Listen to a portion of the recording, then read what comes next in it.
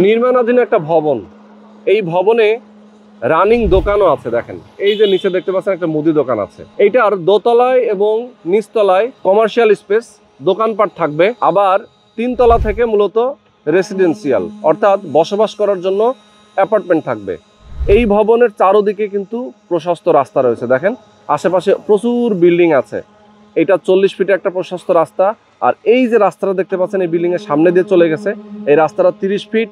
এর পাশে আরো একটা রাস্তা আছে, আবার এই ভবনের পশ্চিম সাইডে আরো একটা রাস্তা আছে, মানে চারদিকে রাস্তা রয়েছে। এরকম একটা সুন্দর জায়গায় আপনারা কমার্শিয়াল একটা স্পেসে একটা অ্যাপার্টমেন্ট মালিক হতে পারবেন, একটা দোকানের মালিক হতে পারবেন, সাথে সাথে একটা পার্কিং এর মালিক হতে পারবেন। মাত্র 25 লক্ষ টাকা দিয়ে আপনি জমির শেয়ার মূল্য পরিশোধ করবেন, আর বাকি যে কনস্ট্রাকশনের টাকাটা সেটা আপনি অল্প অল্প করে দিবেন। এটা বাকি আর 2 বছর টাইম লাগবে, অর্থাৎ হ্যান্ড ওভার হতে আর 2 বছর লাগবে। 1 বছর ধরে তারা কাজ করতেছে, একদম বেসমেন্ট থেকে শুরু করে এখন পর্যন্ত 3 তলা ছাদ ঢালাইটা কমপ্লিট করে ফেলেছেন।